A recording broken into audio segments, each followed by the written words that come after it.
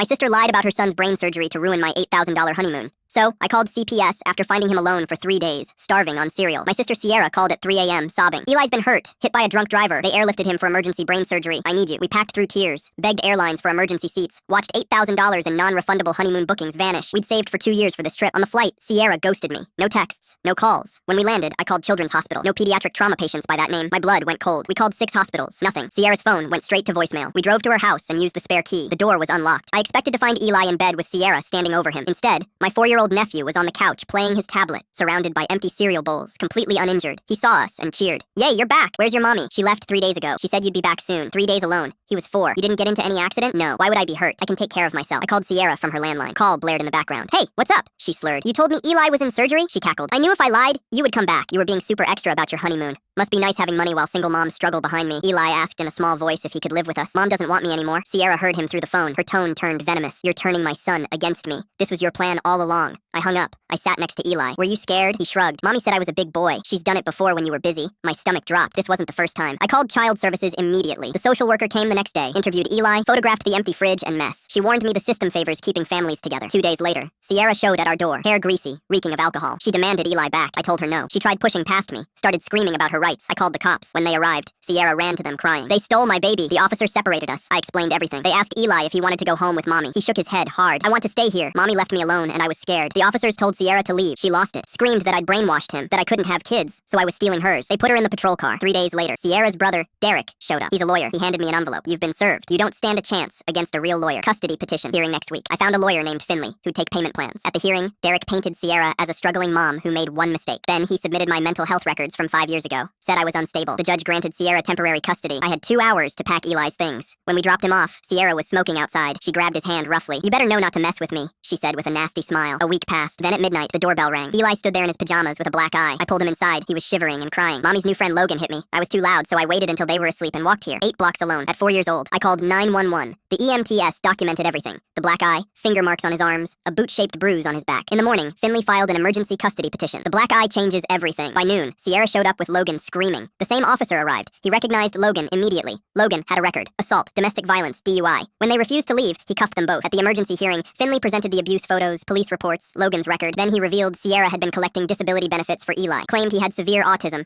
She'd been pocketing thousands meant to help him. When Eli testified, he told the truth, simply. Logan hit him. Mommy told him not to cry. He ran to us, because that's where he felt safe. The judge terminated Sierra's parental rights completely. 2 months later, at the finalization hearing, Eli yelled, I have a real family now. I held him tight while he buried his face in my shoulder. Sierra never appealed. Eli's 5 now, and calls us mom and dad.